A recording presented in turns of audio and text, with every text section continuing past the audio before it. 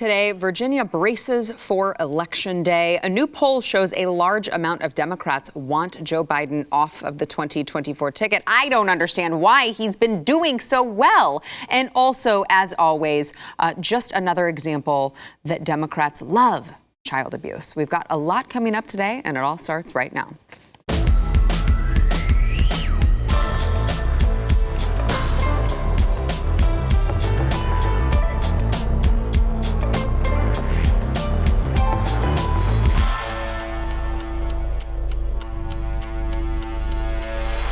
Hey, welcome to the news and why it matters. I am Sarah Gonzalez, back in the homeland, back on my own set. It was a beautiful time in Nashville, but it is good to be back. And with, of course, fan favorites, BlazeTV contributors, both Jaco Booyens, host of the Jaco Booyens Show. Good to be here. Thank you for being here. And Eric July, host of For Cannon's Sake, Young Rippa 5'9" himself. Me. Yeah, there's always at least a few people in the comments who are like, "Hey, that's Young Rippa." It's me. It's Young Rippa. Yes, it is. Yeah, we have him here at BlazeTV. He's a contributor. He is civilized. He can't hang here. He's amazing. He's amazing. Okay, so let's get to Virginia. I know it's kind of hard to talk about it because everything's going on right now. We are going to see it shake out in real time tonight. But we've got a big race going on over there for governor between Glenn Youngkin and Terry McAuliffe.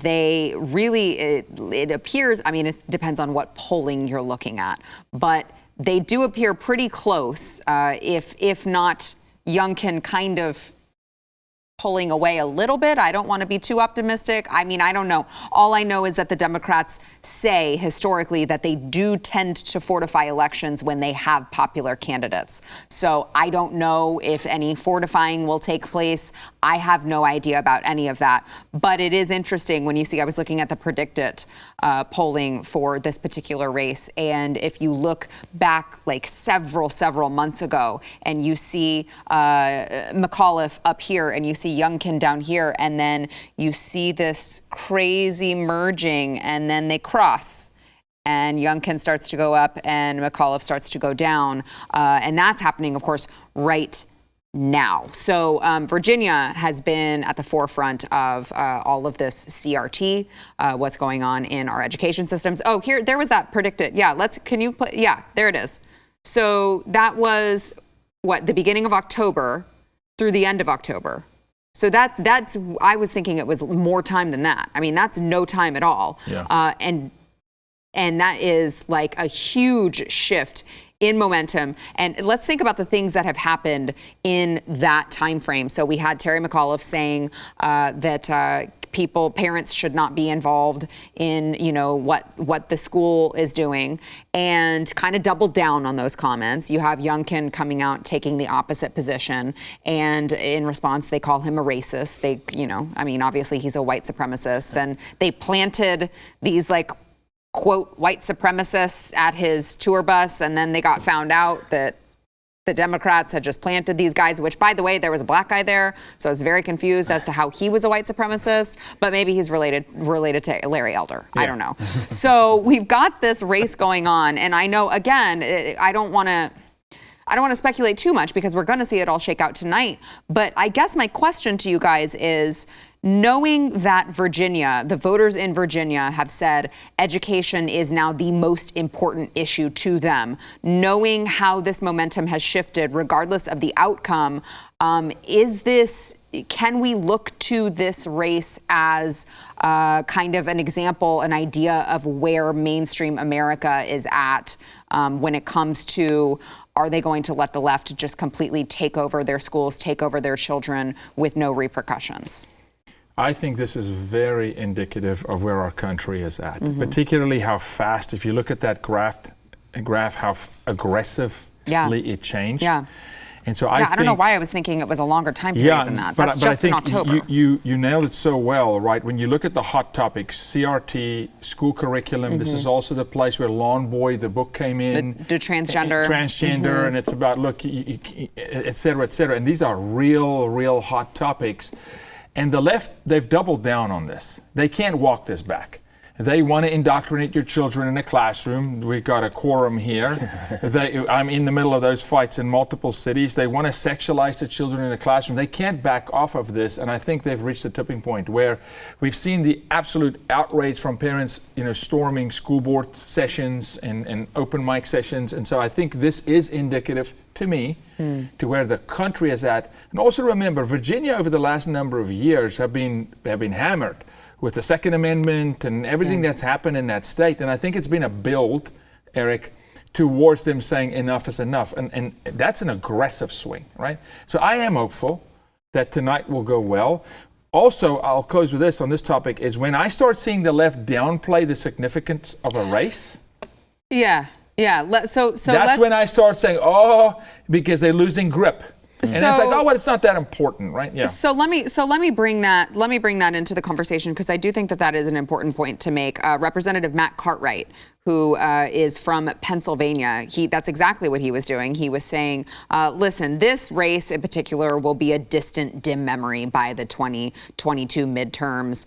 We don't need to worry about it. What you really want to know is, are we worried about the midterms depending on what happens in the Virginia gubernatorial election? I can tell you as a frontline Democrat, the answer is no. Which is, it is a little bit odd to hear from him before the results have even shaken out, because PR 101, if you win, you try to make as big a deal about it as possible. You're not going to downplay it already, not knowing the results.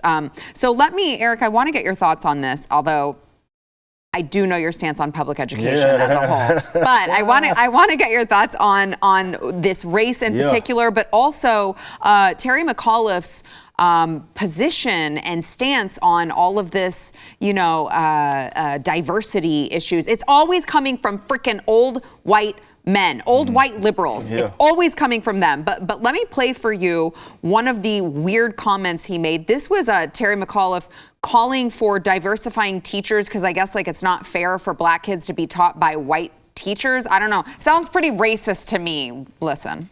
And I promise you, we've got to diversify our teacher base here in Virginia. 50% of the students at Virginia schools, K-12, 50% are students of color, and yet 80% of the teachers are white. We all know what we have to do in a school to make everybody feel comfortable in school. No. So let's diversify. So here's what I'm going to do. We'll be the first state in America. If you'll teach for 5 years here in Virginia in a high-demand area, that it be geographic or coursework, we will pay room, board, and tuition at any college, any university, any HBCU here in the Commonwealth of Virginia. It's interesting, Eric, because he says we all know what we need to do to make students more comfortable. And I'm confused, because I feel like the assertion that black children need a black teacher and would not be okay with a white teacher, I feel like that assertion is pretty inherently racist. Well, it's nonsense, especially with children, because children don't give a damn about that. I always talk about how racism and its differences and all that, those are learned traits. If you look at little children, they'll play with anybody of any gender, any race on the playground. It isn't until they're taught this bull crap where they have to now pay attention to all of these differences and so forth. But what we're seeing out of Virginia is important, because it's showing that this is a hot topic issue now. It hadn't been before, and I've been rallying that it had been for a long time. Finally. Thank God it is. Parents are starting to pay a little more attention. The last 2 years, Eric July's years. He's like, I told you guys. Finally. I'm sure you feel like a broken record. Of course, because told you about that too. Told you about that too. I mean, there's documentation on me speaking about how important these issues are, and people are starting to realize exactly that. Now, Terry McAuliffe has the same old generic white progressive position on education. Youngkin has, of course, endorsed even some of our colleagues, like in their ideas when it comes to like school choice and having some of those options. And these are big issues, right? On taxes as well, he kind of has a position that is certainly more favorable. But when you find out what they're teaching your children, or rather what their intention is with the educational system, because they've gotten so cocky where they feel emboldened by this, I think that's what's signifying the big change now, and why so many people are like, I don't want that. And thank God that people are starting to pay attention to this, because it's a long time coming. This is something that, they got hold of my generation by utilizing that exact system where a lot of people just simply weren't paying attention to what was being taught. It isn't an actual, it's an indoctrination camp. Let's call it exactly what it is. My recommendation has always been get folks out of school, but what a Youngkin and a lot of guys has been in his ear. My good friend, Cori Bush, has been discussing this.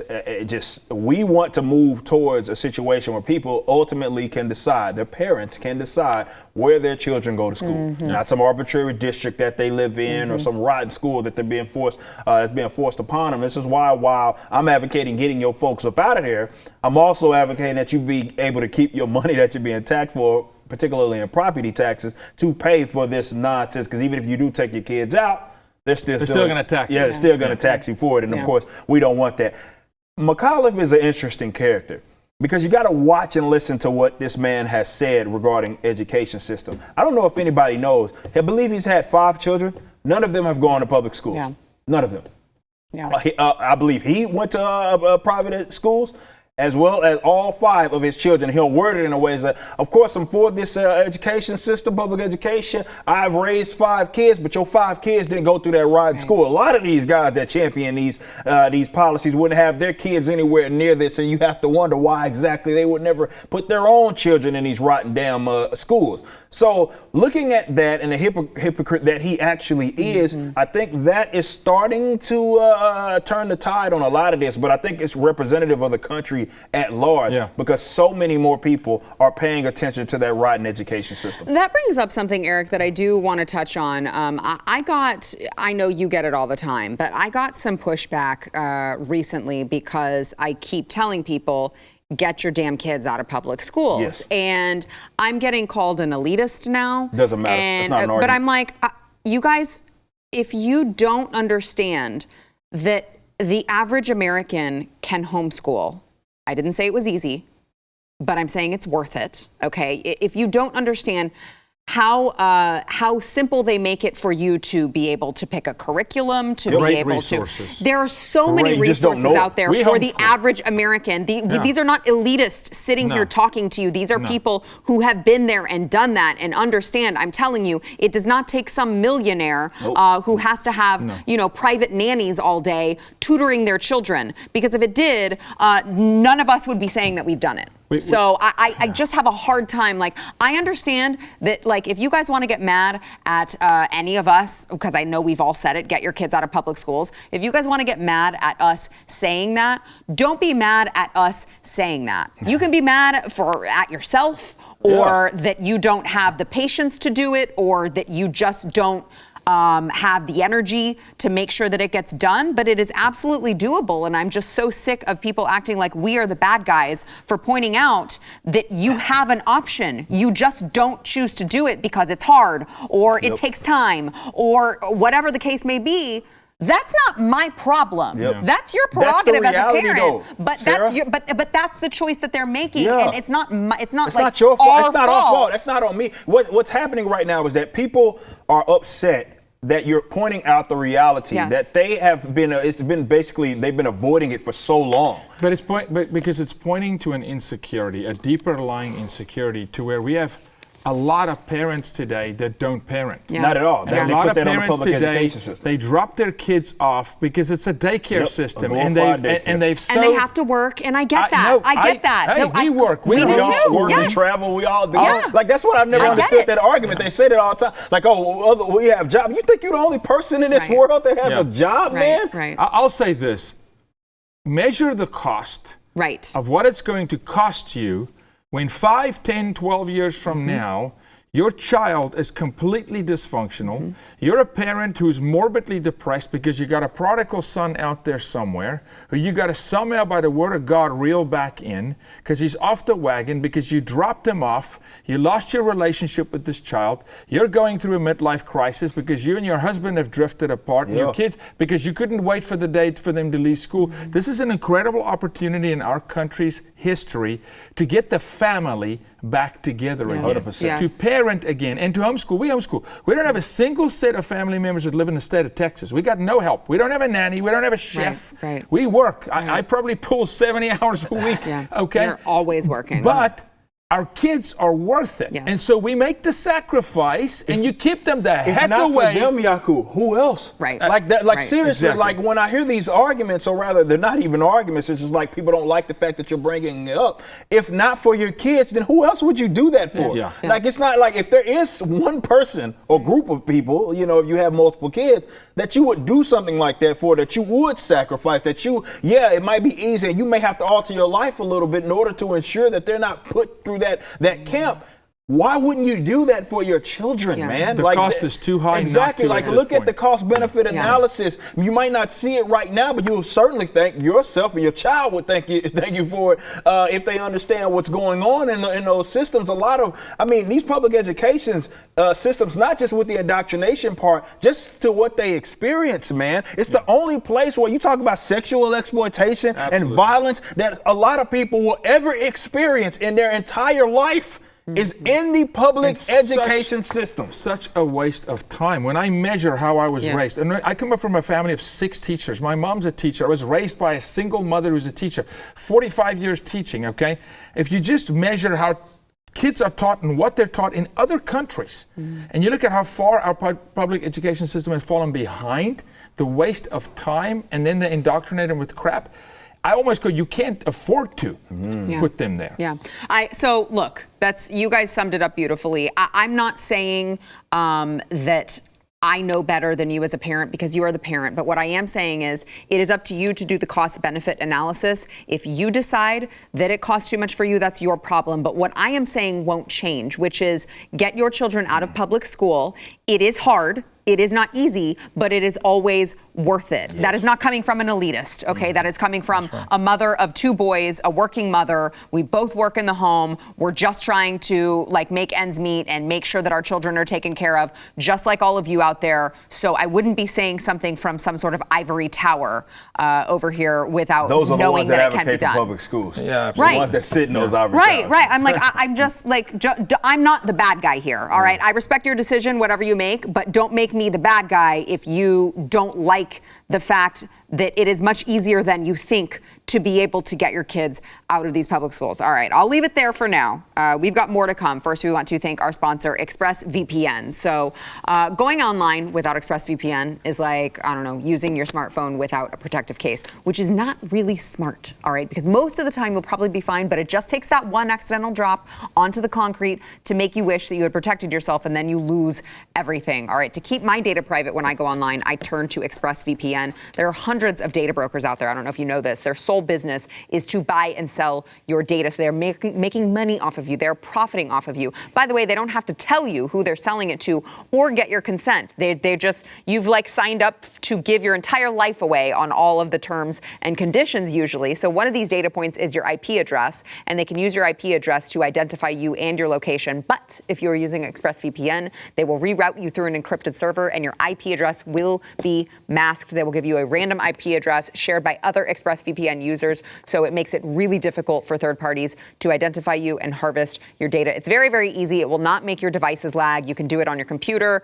on your smart TV, on your phone, whatever you would like. So if you want to keep your data, your business, all right, you've got to go to expressvpn.com. If you go to expressvpn.com/Y, you can get 3 extra months for free when you sign up. That is ExpressVPN, ExpressVPN.com/Y. All right, a new poll just released yesterday stated that 44% of Democrats and Democratic-leaning independents agree that Democrats would have a better chance of keeping the White House if President Biden is not on the presidential ticket. So this was a Marist poll, and it said 36% of Democrats and Democratic-leaning say their party will have a better chance winning the White House with Biden at the top of the ticket. 44% want someone else, and 20% are unsure. We see this at the same time that we have seen Biden's disapproval numbers crossing over 50% of respondents, and have not dipped under 50% since. And it's just been, you want to talk about an uphill battle. You look at that chart, you look at that plot, and it is just this uphill trend, but not in the direction that you want if you are, in fact, Joe Biden. I think the good news, though, is that he's really busy at that climate change summit napping. So he probably has no idea that this poll has come out. Yeah. So you did a great job yesterday, remotely, and I think Whitlock gave him a bit of a pass, and they played it off on turkey, eating turkey and Thanksgiving time. I'm not going to do that. I'm not going to give the President of the United States a pass to fall asleep on national television, international television, and misrepresent our nation, right, that way. I'm not going to give him a pass for that. Sorry, bro. Take something. Pop a Red Bull or something. But you keep your eyes open. You stay focused. Look at him go. You be engaged. Okay? You're nodding off. Dude, you look like the intern that ate a big lunch. You're the president of the United States with your arms folded. Your whole demeanor says you don't want to be there. Not the guy that you want breathing in his own carbon dioxide. I'm not going to give him that pass. No way. And for the Democrats out there that said they don't want him on the ticket, let me give you a news flash. Your days of moderate Democratic president, those days are gone. Yeah. You're going to go from bad to worse. The cabal, the deep state, yes, they're never going to give the power that the nation just gave them. They're never going to give it back. We're going to have to go take it back. We have to take it back. And if they ever are in office again, don't ever think they're going to allow somebody of competence to sit in the seat of the presidency. No, they're going to run the show. So forget about that. It is no one else who's a Democrat in that seat ever again. That's what needs to happen. Yeah. I mean, what you're seeing is the inability of a lot of Democrats, be it their supporters, voters, to see beyond what happens today. And even some Republicans, conservatives that were kind of black-pilled after the previous election didn't see it as well. Look, what you're dealing with is a guy who doesn't have it all upstairs, and he is now the presidency, really, because people hated Trump that much, right? Well, his tweets were really mean. Right, they hated him that much. Made him feel bad. But they didn't. But that in itself was always the issue. Yeah. So it made you shouting victory. Believe it or not, that wasn't even that long ago that he was inaugurated. That was this year, by the way. I know it seems like honestly, long. I get depressed every time someone points that out. Yeah. Like, so it hasn't even been that long. Dude, he's got 3 years left. Yeah, it hasn't been that long, and yet here we are. But again, that's the inability to see beyond what's directly in front of them. Maybe for the short term, that could have been a move, but for the long term, definitely when you have now allowed him to make the decisions that he has made, and you see how combative, certainly it kind of amplified this beef between these far left progressives and the more moderate ones who want to continue to have power. They have their plex. A lot of that is showing right now. And then because they have gotten drunk on this power because of the COVIDs, you're seeing even that. And it's not helping them at all because the normie supporters of maybe the Democratic Party are starting to see something is wrong. We just talked about this in the last segment, but what's going on in Virginia, that is representative of really what's going on in the entire country right now, looking at that party. And of course, with Joe Biden being at the forefront of it, this is exactly what you get. So this is just yet another lesson. You might dislike someone so much, but just installing this incompetent person, let's call him that, if you can call him, I guess he constitutes as a person right now, in that seat, doesn't necessarily mean for the long term that you're going to be able to sustain that power in itself. Because you may run him, which they probably will. It's not like Biden or his handlers are going to let go of any power, despite maybe in 2024 he will have completely lost his mind. By then he still will be there. That is not going to work good for them going into 2024 or 2023. Who do they have? They don't have anybody. Well, they have no one. They have like the AOCs of the world, but that's they have no one. I'll tell you who they have, and they're making no a statement. They've got one guy. They got 2 guys. They want it to be Newsom. It can't be. No. Beto O'Rourke. They want Rourke, and that's why he's running. That's their guy. That's their guy. It's Rourke and it's Newsom. Those are their 2 guys. He can't win any of his races. I know, but those are their 2 chosen children because they understand that America votes suave, votes popularity. That's true. But he just ran and he did horribly. I understand, but Newsom's still there. He's emboldened, and they go, "This is our guy," And so it's one of those 2 guys. They don't have anybody else. But can you imagine what a place the mind of a raging liberal must be today? When they are looking at, wait a minute, our guy's falling apart. We can't help him. They're realizing that party, that movement, that blob, as it was called yesterday, is going to turn on them and consume them, that there's no loyalty in the party other than the party. The only thing that matters is the movement in the party. It's an interesting time in our country. I think this Virginia thing is very indicative. We've got a lot of gubernatorial races next year, of course, that's going to come through. And so I think it's great. I'm having fun at this moment to watch them squirm and I like it. I like them turning on their own. Yeah. Because their eyes, the Bible says, remove the scales from their eyes. They're starting to see, but they see in part and they go, oh crap, this is not good. I don't think I agree, but they're facing the reality that they may agree with some of us. And you can't continue to promise your constituents everything that they ask for with no intention of actually giving it to them and expect that to not come back and bite you in the butt. That was always their mistake. Yeah, I mean, you see this with a lot of this is why the bet, if you are going to run on not promises of really anything, just I'm going to get the hell out of your way, kind of like the Prather approach. And I'm not fit to be your governor, really, you know what I mean? But you can govern your damn self. Right. Like that is always the best approach, because what they have done over the last year and some change, actually, I would say definitely since the AOCs came in and they have found that young kind of population to be emboldened, that big bloated welfare statism. When you can't accomplish those promises, that they will of course then turn on you. But that's the mistake that they had made, catering to that mob of weirdos who's never going to be satisfied by the way, and you'll absolutely never be enough. So what do they call it? It's like the cost fallacy or whatever it is. They're so deep that they have to, because you wonder why they won't stop talking about racism and they don't got anything else. There's nothing. They have nothing else. They went all in, all the chips. Yes. Yeah. All right, we've got more to come on that note. You guys are really going to love the next topic we have. Cori Bush. I'll just give you that little something Cori Bush said about Joe Manchin that is just spectacularly delicious.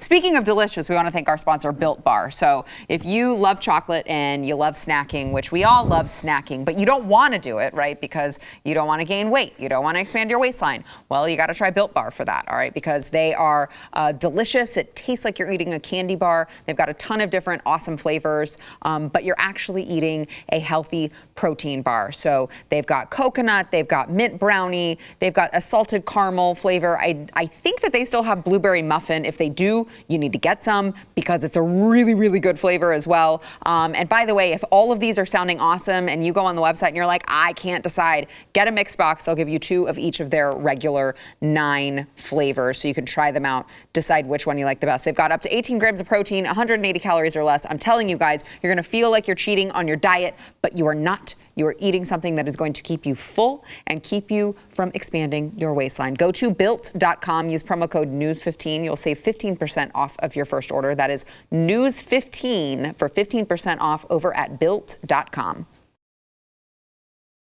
All right, as we have been talking about on the show, Joe Manchin, who is a Democrat for now, just like to point that out, for now. We don't know. He mentioned maybe going independent. I don't know how serious he was about that. I wouldn't blame him because he doesn't seem to be very appreciated in the Democrat Party right now. But he is like one of the only holdouts to Joe Biden's Build Back Better plan, which, it's apparently crazy for him and Senator Sinema to say things like, this is like way too much money to be spending. We shouldn't be spending it on this. Maybe we should take a step back and just, I don't know, spend less. And they're like, you bastard. So let me play for you. I want to tell you what Cori Bush is saying now when we're talking about, we were just having this conversation about the mainstream Democrats versus the fringe radical left Democrats. Let me play for you what Joe Manchin said, just kind of explaining his opposition to the Build Back Better Act. And then I want to tell you what Cori Bush takes his opposition as and what she spins it into. So let's listen to Joe Manchin. This is a recipe for economic crisis. None of us should ever misrepresent to the American people what the real cost of legislation is. While I've worked hard to find a path to compromise, it's obvious compromise is not good enough for a lot of my colleagues in Congress. It's all or nothing, and their position doesn't seem to change unless we agree to everything. Enough is enough. It's time our elected leaders in Washington, all of us, stop playing games with the needs of the American people and holding a critical infrastructure bill hostage. While there's opportunity in the reconciliation bill that we can all agree on, and we've been talking about this for months. Again, to be clear, I will not support the reconciliation legislation without knowing how the bill will impact our debt and our economy and our country. And we won't know that until we work through the text. For the sake of our country, I am urging all of my colleagues in the House to vote and pass the bipartisan infrastructure bill. It's bipartisan, 69 votes. We worked on that for many, many months. As he explained, of course, the Democrats are holding hostage. They're coalescing the two bills as like, well, we can only pass this one if you pass this one too. We're going to hold this one hostage until we get what we want on this one. He sounded very reasonable, right? Very reasonable.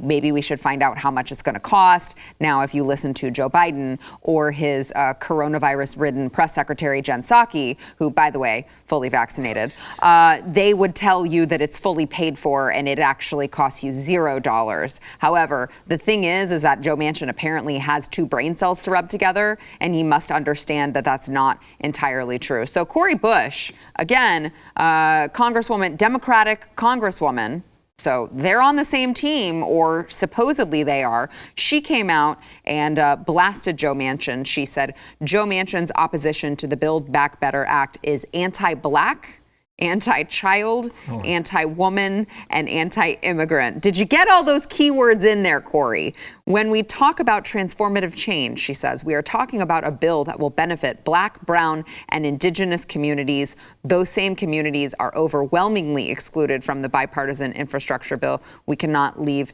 anyone behind. Senator Manchin must support the Build Back Better Act. There you have it. Look.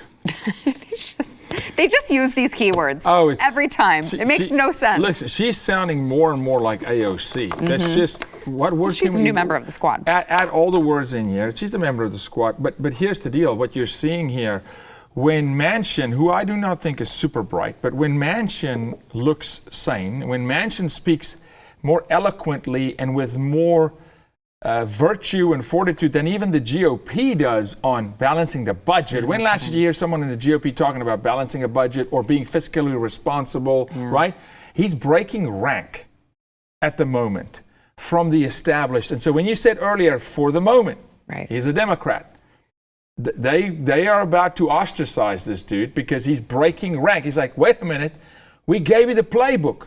You're going off script, dude. You're going towards sanity and responsibility towards the American people. When Cori Bush says, oh, you're abandoning all these people, no, that's what you guys are doing. Right. You guys are doing that. That's exactly what you're doing, right? I'm about, hey, can we get equilibrium back in this country, right? And so good on him. Amazing. May some of our GOP members listen to him and go, maybe we need to have the balls to stand up and say, hey, guys, can we just halt for a second here and do something that's right by the American people? Yeah, Eric. I guess a positive outlook on this is that it's holding up a bunch of other bills. So if they're going to sit there at a standstill and not spend any money, that would be fantastic if they do that. I would love that. But when you look at, like, Cori Bush is a lunatic, by the way. She has the one, for just a quick reminder, the one that was saying that she, of course, supports, basically using you guys as taxpayer money to pay for all of the security and stuff that she needs, despite some of the other policies that she votes certainly against. Look, Congress is a band of criminals, and I need people to understand that. It is my goal to delegitimize that for every single individual that works for the Blaze Network and watches BlazeTV. It is a band of absolute criminals that sit there and lie to you. They send your children off to war, and they, in the process, spend money that is not theirs on a bunch of bullcrap. Yeah. And what they do, unfortunately, is line it up as if it's beneficial to you. You're anti-black. You're a homophobe. You're transphobe. You're all of these isms if you are against us taking your money and spending it on a bunch of bullcrap. The reason why they need to be mocked, shamed, and delegitimized is because the more people do that, the less power that they have. Yeah. And instead, people looking to them to solve all of these issues that are plaguing America, they will start looking to the people that are actually the cause of the problem. And the cause of the problem isn't that they're not spending money on this and that. No, it's the problem that they're spending money in the first place that don't belong to them. And often it is used to pay for play, lining up their own pockets and administrators and all of that, and spending trillions of dollars doing that. That is what got you. And when you talked about being on the brink of an economic crisis, that's what this is when their spending efforts are as such, when they don't care about debt, when they deficit spend knowing, which means that Congress folk do this every year and nobody finds it insane. There's no consequence. No, that's exactly no what I was going to say. No consequence. People. None. It's time for consequence. Bingo. I almost threw my hat. I almost threw the hat at him. It's time for consequence. And who is to hold them to account? Is it going to be this leadership? Heck no. It has to be the American Absolutely. people. Yep, 100%. It has to be the people. Amen. All right, we have got more to come. First, we want to thank new sponsor of the program, Marpipe. So if you are a small business owner, whatever you are doing with your ads, maybe you're spending over $25,000 a month on Facebook ads and you'd like to see your ad performance improve, you really need to check out Marpipe. All right, Marpipe is the new multivariate testing platform for Facebook ad creative, and it lets you do that testing better. Let's be honest for a second. The truth is basically that no one knows what they're doing, from CMOs even to market managers. Everyone's just kind of making it up. They're testing the waters, seeing what works, seeing what doesn't. But the first step is admitting the problem. So if this is you got to bump up your selling game with Marpipe. The average Marpipe customer reports that their ad performance doubles in less than 30 days. Imagine getting that much more bang for your buck and getting that much more profit. Business Insider actually calls Marpipe the money ball of ad creative. And beyond just learning which ads work, you also get statistically significant insights on the variables in those ads. I watched it. I saw a demo of this. It is amazing. As a small business owner, I can't wait to use this. It is very, very easy. You get all of these different variants and it gives you all of the data right there. You got to try it out. You can book a free demo at marpipe.com/itmatters. Right now, you will get a free $2,000 credit only until December 31st. So sign up for your free demo, get a free $2,000 credit over at marpipe.com/itmatters. Now through the end of the year, that's marpipe.com/itmatters.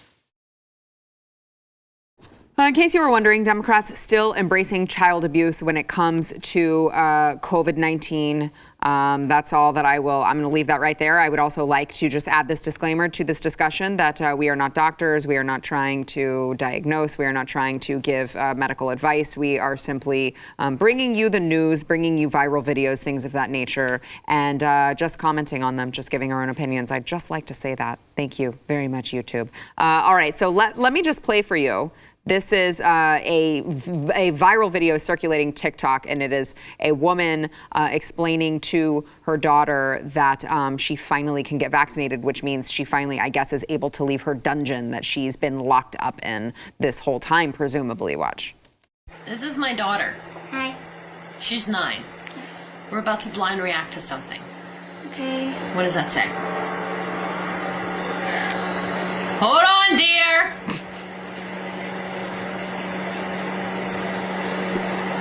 What does it say? That the COVID vaccine for kids is next week should be clear for kids still 5 to 11. What does that mean for you? I can go with my friends. Yeah. My mom's going to stop I can abusing me. finally, go outside, go to stores. I'm excited. I'm excited for her. I thought it was going to be like in a couple months. No, apparently it's next week. I love you, Mom. I love you too. This is the most disgusting thing I think I would say I've ever seen, but the left has been so absolutely disgusting on this. I can't even say that this is the most disgusting thing because they are just like playing with children's lives, abusing children, and now we're supposed to think that it's beautiful that this mom hasn't let her daughter out of the house in what, a year and a half, 2 years? Look, let me tell you. Am I supposed to clap? No, you're supposed to swing a bat and call this parent out for being an unfit parent, a horrible mother. Yaku, how can you judge a person? I'm not. I'm judging the fruit. I'm looking at a human being with no purpose in life, superimposing vicariously her belief system onto a child that doesn't know any better, locking a child up, telling a child the boogeyman's going to get you if you walk out the door, getting a child to blind react, to a jab, right? This is abuse in the most egregious form because it's mental and emotional abuse beyond physical. Physical wounds heal, Sarah. Right. You can heal bones and scars, but the emotional healing that child's going to have to go through later. And if you're a parent and you're watching this and go, oh, Yaku, you just lost stock in my eyes. You lost stock in my eyes long time ago, okay? When you indoctrinate your child, long time ago. When you want your child to get a jab, when there's no proof, when you want to indoctrinate your child. In Dallas, Texas, we got a school who put children in a box. We got a school that say if you don't wear a mask, we're going to make fun of you. We put you in a court. We sequester you as a kid. This is child abuse by parents, by teachers, by superintendents on school districts. Cowards in our society that worship the God of fear. That is a mother where God is that is a mother that worships the God of fear and has now superimposed her belief system on her child. Just like these crazy parents that ask their boys, are you sure you're a boy? You sure you don't want to be Susie? Or Jamie, are you sure you want to wear pants? That's child abuse. Okay, so to your point, Eric, I want to get your thoughts, but to Yako's point, I was just having a conversation with someone online, and I tried to explain to this woman that her child has, it's like a less than 0% chance, right? It's like, 0.03? It's above 99.97% survivability for her child. And do you know what she told me? So that's still a risk. I'm like, how do you get out of bed? How do you drive in the car every morning? Have you ever flown in an airplane? All of these things are more risks than what we're talking about here. This is a freaking cult. Yeah, you got about 30 seconds. That's what I've been calling it, is exactly that. And it's sad to look at that because you have the child who doesn't know any better looking to the mother who, which is, again, it's her own, it's her mother, and she's looking at her like, oh man, this is, you see, she kind of had a kind of an attitude like, oh, I can finally leave the house. Like she didn't like that. She knew something was odd with that. But of course, she's like, oh, thank you, mother. And that's the part of it that's the psychological abuse, because it shows that the mother never really assessed the risk and never even proposed that idea to her so that even she could try to understand why it was the case. Because we know it's not my opinion. So Mama Susan can't get mad at this because it's on the WHO's bulletin. That's the people that they say we're supposed to listen to. It's on the WHO's bulletin. The survivability rate for people under the age of 60 is 99%. It's over 99%. And when you include ages 5 and 11, it's even freaking higher. Yet, for whatever reason, she locked her child up. I know we know you know better than anybody. CPS is a damn joke in this country. They'd be looking into that if they actually gave a damn. Yeah, no kidding. All right, we got to take a break. We'll be back. Absolutely. Under normal circumstances, for any other reason. All right, these guys are still fired up about the last conversation, but we've got to wrap it up, which means this is the part of the program where I tell all of you guys who are watching, wherever you're watching this, I see you. And I know which ones of you have not yet gone over to wherever you get your audio podcasts, subscribed, rated, and reviewed The News and Why It Matters. And I'm coming for you. I don't know what that means, but we'll She doesn't sleep. She reads them all. It's true. I don't sleep, and I do read them. I know. I do. I appreciate it so much. Those of you who have gone on, and as an added bonus, you might see yours read live on air, like the one today that we have from Angry Jukebox that says, "Awesomeness. I love the show and listen to every episode. The intelligent conversation combined with the witty humor is perfect. Normally, the news of the day gives me an aneurysm, but for some reason, when I hear it on this show, my brain doesn't explode. That's why we're here." Angry Jukebox, we are here to make sure your brain doesn't explode. All right, thank you guys for being here. By the way, make sure if you have not yet subscribed to Blaze TV, you gotta go sign up. Do it.